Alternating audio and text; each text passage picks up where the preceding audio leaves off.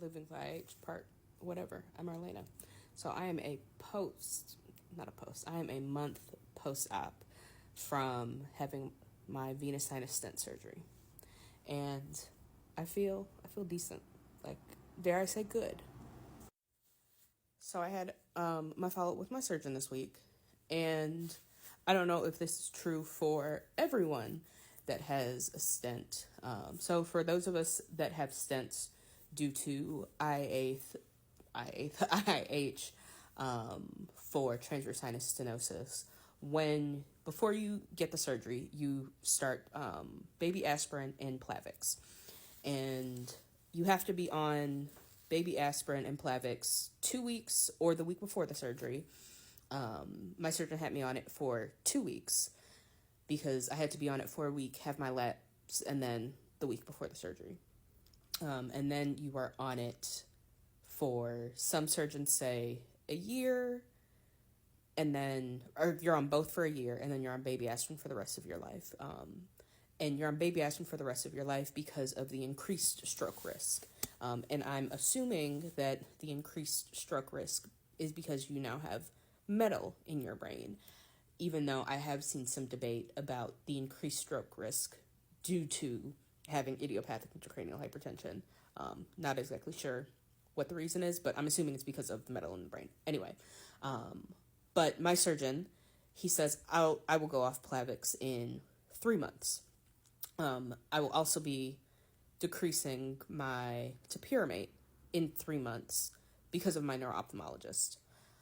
So hopefully at this point, 3 months from now is also the end of the semester. So hopefully this timing will coincide with me being able to go back to school. Those of you that know, I'm a 4th year doctoral student, and I would like to go back to classes in the spring. That was actually my major goal my major reasoning in getting the surgery, because I feel like my life has been on hold ever since I was diagnosed with this. All of my 3rd year, pretty much a wash. I went to class, did things, feel like I don't remember much of it. I know that it happened. I know that I accomplished things, and I learned stuff, but at the same time, a lot of shit happened with my health. So I just feel like things have been on hold, and I would really just like to resume my PhD and get a job and leave, honestly. But with this healing journey, when you have a stent, you know that everything is not linear. The brain is it's the hardest thing to heal. It takes the longest because your brain is mush inside of bone.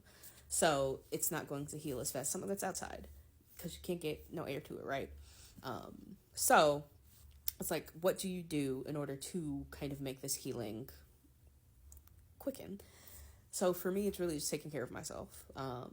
So right now I have been taking walks, trying not to push myself more than what I can. So ever since I started this, I have made a rule for myself that if I take a walk one day, I can't run an errand. I have to alternate days, because that is still too much activity. Because post-surgery, I am still exhausted. They said that is normal. That is something that you're just going to be, because you had surgery and because your brain is slow to heal. And they cannot give you a timeline on how your brain is going to heal. That is just something that is unknown.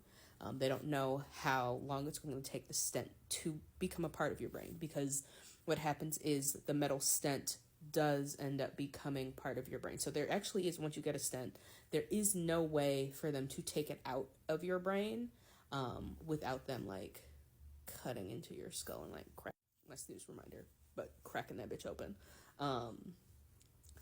So yeah, so it's gonna take a while. But it's just kind of like it is what it is. So I'm trying to slowly build up my tolerance for doing activity.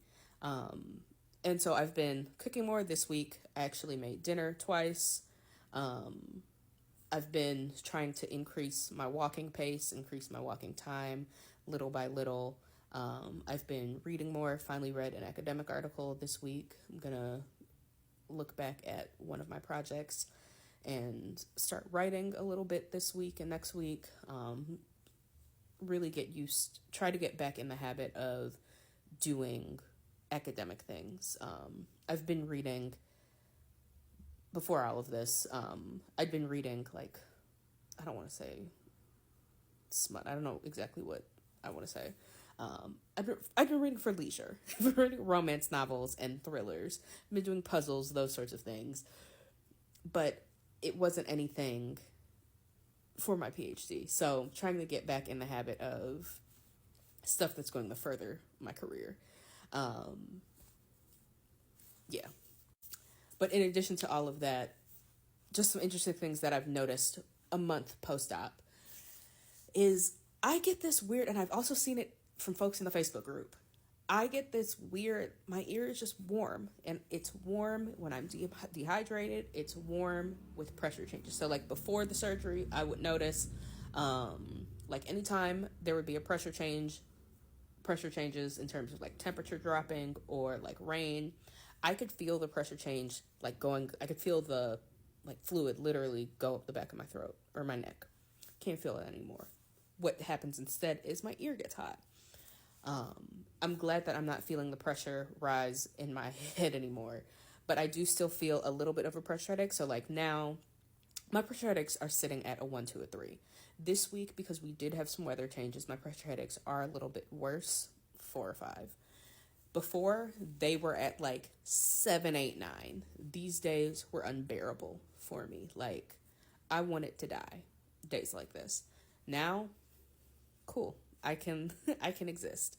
Now my ear will get a little full. My ears got full before, but it was like I had an earache. It would feel like an ice pick was in my ear. Now it's a little bit of fullness. But the ear that gets hot, it is the side that was stented, which was interesting. And it's discomfort and it's not pain. So that's interesting. Other thing that I've noticed is I'm a little itchy. Post-surgery, I had some odd skin shedding. Now it's itchiness. And I've also seen that is normal, and that's also something that is not related to IH. That is like a surgical thing. So because I am somebody that is sensitive to everything, I keep antihistamines on me. So take a couple of those and that works. And apparently that is something that it might just happen to some people when you have a surgery. So something that I'm really not concerned about, nor am I freaking out about, because it's just a quirk. From what I have read, for some people, it is your body's natural antihistamine response for whatever reason. Don't really know why, but I'm actually not surprised that this is something that is happening to me. Also, I did try and slowly introduce a little more sodium into my diet. Yeah, no, did not work. And honestly, the reason why I did it was I honestly just wanted some salami. Like, I just wanted some salami on my sandwich. Sue me. No, didn't work. So, yeah. Previously, when I would do that, I would immediately get a really bad migraine. I would feel the pressure headache come on. Now, instead of a migraine, I get a slight headache, but that discomfort is still a little too much for me. So, I guess we'll stick to low sodium turkey. Yeah. Tinnitus, better. Tinnitus is much better this week. Hopefully these things continue to trend upwards, and by the time the spring semester starts, I'll be good to go and I will be able to be in school. Like that is my hope, that I will be able to be in school and pain-free, and I will be at the point where I'm having consecutive days without headache. That is my goal by then.